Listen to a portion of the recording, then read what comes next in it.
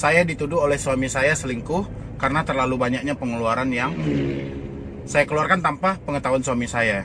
Jadi bagaimana ini Pak? Saya sudah bingung.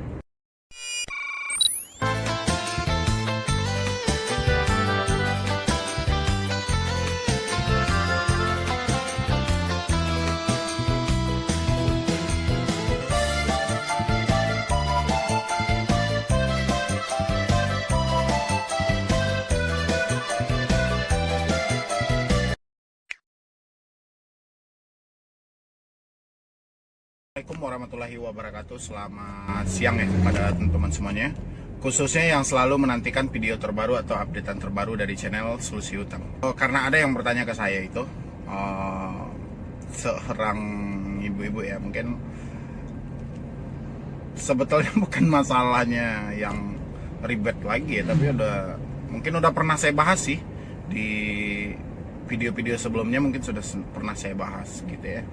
Tapi di sini tidak ada salahnya saya ulang kembali sedikit pembahasannya. Mungkin bagi teman-teman yang belum melihat atau belum pernah mendengar dari pembahasan ini, kan bisa juga berguna untuk dianya ke depannya, mana tahu juga menghadapi dengan masalah yang sama. Oke, jadi untuk permasalahannya sendiri, di sini seperti judul yang saya bikinkan, pinjaman online berubah jadi selingkuh, gitu ya. Di sini terjadinya karena tidak ada saling keterbukaan antara suami dan istri, atau antara istri ke suami, gitu ya. Jadi ini saling memendam rasa takut ini, dan saling menduga-duga gitu ya. Kalau misalnya saya jujur sama suami saya, nanti takutnya hal yang akan terjadi seperti ini, akan terjadi seperti ini ya. Jadi rasa takut yang menghantui dia, sehingga berefek tidak keterbukaan terjadi gitu loh. Ketika ketidakterbukaan itu terjadi, dan apabila dia gagal bayar, debt collector lah yang akan menyampaikan semua berita-berita terkait dengan hutang-hutang istrinya atau hutang-hutang suaminya, barulah di sini konslet terjadi. Permasalahan ini sudah dimulai, barulah di situ saling menyadari, ya, saling menyesali diri. Jadi gimana Pak? Saya harus jujur sama suami saya, karena di sini rumah tangga saya yang jadi taruhan. Ketika saya akan jujur sama suami saya, itu justru akan memperburuk keadaan, ya. Ada yang curhat seperti itu, dan bahkan saya dituduh oleh suami saya selingkuh karena terlalu banyaknya pengeluaran yang saya keluarkan tanpa pengetahuan suami saya. Jadi bagaimana ini Pak? Saya sudah bingung. Oke, jadi di sini sebetulnya cuman kekurangan miskomunikasi, itu yang paling pertama.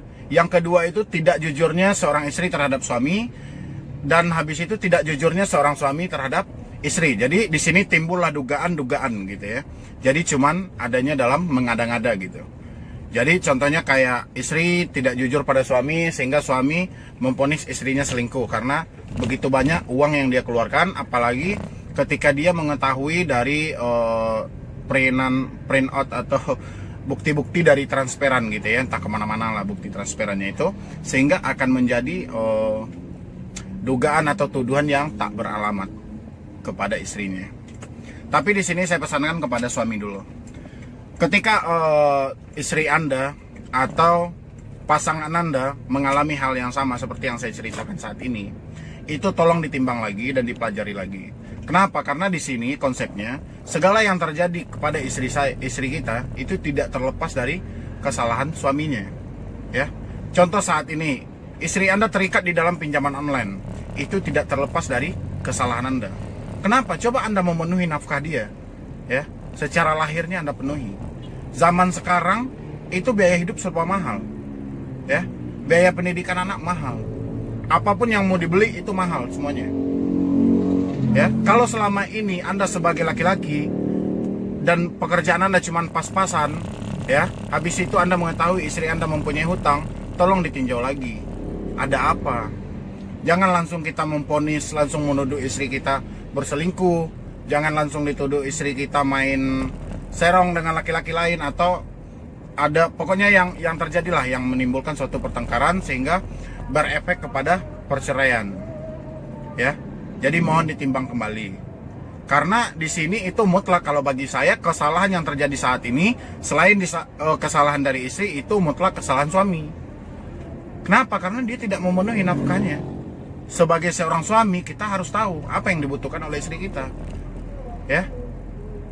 Dan kita juga nggak boleh egois. Ketika permasalahan terjadi, sesaat kita boleh saja emosi dan kembali kita memikirkan, kenapa ini istri saya? Ada apa ini? Ya, Anda pelajari lagi. Dan ketika Anda mengetahui bahwa dia terikat di pinjaman online, Anda ketahui lagi, apakah duit ini selama ini dia pergunakan atau dia mengambil duit ini semuanya. Kan masih banyak itu channel-channel di YouTube yang menyediakan informasi bahwa orang yang terikat di pinjaman online lebih dari 10 aplikasi itu sudah bisa dipastikan gali lubang tutup lubang, dan dia tidak menikmati uangnya sama sekali. Itu Anda sebagai suami harus aktif dalam itu, ya. Karena saya cukup sedih juga ya. Dan begitu juga bagi kita seorang istri, ya. Apabila Anda terikat di pinjaman online, orang yang paling pertama yang harusnya Anda kasih tahu adalah suami Anda. Kenapa? Karena di sini peran penting suami Anda itu dia yang tinggal satu rumah. Jadi apapun informasi nantinya yang menyangkut soal istrinya itu dia yang akan mengetahui terlebih dahulu. Barulah nanti orang tua Anda. Ya. Jadi kalau dia pribadi tidak tahu dan tiba-tiba ada telepon dari debt collector memaki-maki dia atau menanyakan pertanggungjawab dia, saya pribadi pun juga emosi. Ya. Karena saya pernah mendengar rekamannya. Di mana tanggung jawab Anda sebagai seorang suami? Nggak mungkin ini aja pekerjaan Anda gitu. Sementara istri Anda tidak Anda kasih jajannya atau belanjanya gitu. Di mana? Cuman bisa Anda ini gitu, pokoknya cakap kotor lah di sini itu. Jadi sesaat itu memang emosi itu melonjak gitu loh, sesaat gitu. Makanya saya sarankan kepada istri-istri atau kepada ibu-ibu ya, yang saat ini terikat di pinjaman online, orang yang paling pertama harus Anda kasih tahu adalah suami Anda. Meskipun situasinya sesulit apapun, tapi Anda berusaha untuk jujur dan yakinkan dia bahwa ini adalah suatu cobaan atau musibah bagi Anda karena kelalaian Anda sendiri, atau Anda tidak pernah berpikir lebih jernih lagi. Dan di sini saya tahu persis tujuan Anda mengambil pinjaman online mungkin ada beberapa hal kebutuhan mendesak sehingga Anda tidak mungkin untuk meminta kepada suami Anda, dan sehingga Anda berinisiatif untuk mencari pinjaman sendiri dan membantulah tugas dari seorang suami gitu tanpa Anda memberatkan dia. Mungkin entah rasa cinta Anda, rasa sayang Anda terhadap suami, atau Anda kasihan yang tiap hari dia banting tulang tapi tidak mencukupi juga, dan Anda berinisiatif dan akhirnya terjebaklah di pinjaman online, ya. Makanya melalui video ini saya sampaikan kepada suami ataupun istri yang terikat di pinjaman online, tolong saling kompromi lagi dan perkuatlah miskomunikasi supaya tidak terjadi perceraian, karena sudah banyak perceraian terjadi gara-gara debt collector yang meneror atau mengadu domba orang-orang yang suami istri, ya. Setelah Anda mengetahui semuanya dan robah kembali pola hidup Anda, bentuk lagi kayak mana hidup Anda ini bisa tenang, bisa nyaman jauh sebelum Anda mengenal yang namanya pinjol, ya. Kalau diibaratkan orang itu, biarlah kita makan garam daripada kita dihina dan dimaki-maki orang tiap hari. Itu kalau bagi orang-orang kan banyak gitu ya. Bagi saya pribadi pun juga seperti itu sih. Cuman karena saat ini mungkin Anda sudah terjebak, tidak ada yang perlu disesali, tidak ada rasa bersalah yang terlalu tinggi sehingga mengganggu aktivitas Anda untuk kedepannya. Jadi saran saya itu, robahlah pola hidup Anda, pikirkan masa depan Anda, pikirkan masa depan anak-anak Anda, dan bina lagi rumah tangga Anda, apalagi yang saat ini sedang diambang batas atau diambang-ambang kehancuran. Silahkan perbaiki lagi komunikasinya, ya. Dan begitu juga bagi seorang suami, tolong Anda tinjau lagi istri Anda, apa sih yang kurang dari dia. Dan kita sebagai laki-laki itu sudah kewajiban kita untuk memenuhi nafkah istri kita, sehingga dia tidak terjebak di hutang-hutang lainnya gitu, ya. Makanya tetap konsepnya di komunikasi, lancarkan komunikasi. Kalau memang usaha Anda saat ini pas-pasan, atau Anda cuman buruh harian lepas atau wira swasta, sehingga dengan perekonomian saat ini, dengan meningkatnya kebutuhan biaya hidup sehingga Anda tidak mampu mencukupi biaya dari istri Anda, silakan. Anda kan, kita sebagai laki-laki kan masih banyak akal dan pikiran kita untuk mencari cekeran di tempat lain gitu ya. Pokoknya intinya bersatu aja gitu ya. Pokoknya saling mendukung aja satu sama lain. Jangan kita saling hujat, saling maki. Apalagi terkadang yang namanya suami, saya paham sekali ya, mungkin dalam keadaan capek, balik beraktivitas, tiba-tiba dapat telepon atau dapat informasi dari debt collector bahwa istri mempunyai hutang ini, bahkan jumlahnya yang sangat fantastis ya yang dibilangnya oleh debt collector itu. Tapi satu hal yang saya ingatkan, kalau kita percaya dengan ucapan debt collector ya, mungkin tidak ada satu orang pun yang gagal bayar di pinjol. Tapi karena tidak ada yang percaya oleh debt collector, sehingga seperti inilah konsepnya ya. Jadi kalau bagi saya seperti itu aja. Kalau memang debt collector bisa dipercaya, mungkin semua orang tidak gagal bayar di pinjol. Tapi karena debt collector tidak bisa dipercaya, sehingga kita menghentikan pembayaran secara offline. Dan saya mendukung 2 jempol buat Anda yang saat ini menghentikan pembayarannya ya. Karena semakin Anda ikuti, semakin Anda fokuskan untuk memperpanjang mencicil, sampai mati pun utang Anda tidak akan lunas, dan Anda akan dijadikan ATM berjalan. Anda akan diperas setiap hari, kayak di film itu lah kan, kayak Sandra, anak di Sandra atau kayak mana lah gitu ya. Sehingga yang menjadi beban Anda saat ini adalah kunjungan dari debt collector dan penyebaran data. Itulah yang menjadi pegangan kuat dari debt collector ya.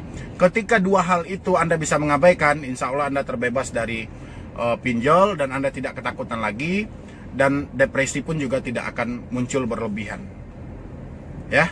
Mungkin cuman itu yang dapat saya sampaikan. Semoga untuk ibu-ibu atau bapak-bapak yang melihat video saya, khususnya yang saat ini rumah tangganya diambang kehancuran, tolong dipikirkan lagi.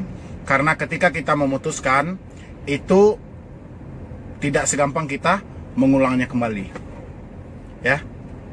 Jadi kalau kita memutuskan cepat, lebih baik pikirkan dulu. Karena penyesalan akan datang di akhir cerita ya. Kalau di awal cerita penyesalan datang, itu bukan penyesalan namanya, tapi itu pendaftaran namanya ya. Jadi seperti yang saya bilangin selalu di YouTube, lebih baik kita malu sesaat daripada kita hancur selamanya. Robah pola hidup Anda, abaikan pinjol, dan jangan pernah bermain lagi di lembah hitam ini, karena ini akan menyiksa Anda. Dan apabila data Anda sudah terlanjur disebar, Anda sudah terlanjur dipermalukan, insya Allah itu tidak mencacatkan fisik Anda gitu ya, mohon maaf ya, tidak mencacatkan fisik Anda. Jadi Anda tidak perlu khawatir ya. Mungkin malu Anda cuma sesaat, itu tidak masalah daripada kita harus hancur selamanya. Kita harus mengeluarkan uang, kita harus hidup dalam ketakutan. Sampai kapan coba? Ini kita lihat anak kita mau besar, pendidikan anak, aset anak, pikirkan itu semuanya. Jadi kayak mana finansial anak kita untuk kedepannya nanti ya, kayak mana pendidikan anak kita untuk kedepannya nanti, kalau sampai detik ini kita masih terfokus sama yang namanya pinjol ya. Jadi sekian dulu yang dapat saya sampaikan, terlebih dan terkurangnya saya mohon maaf. Nanti kalau masih ada teman-teman yang mau konsultasi atau diskusi sama saya, silakan di nomor di bawah ini ya. Jadi sekian dari saya, Medi Broni, wassalam.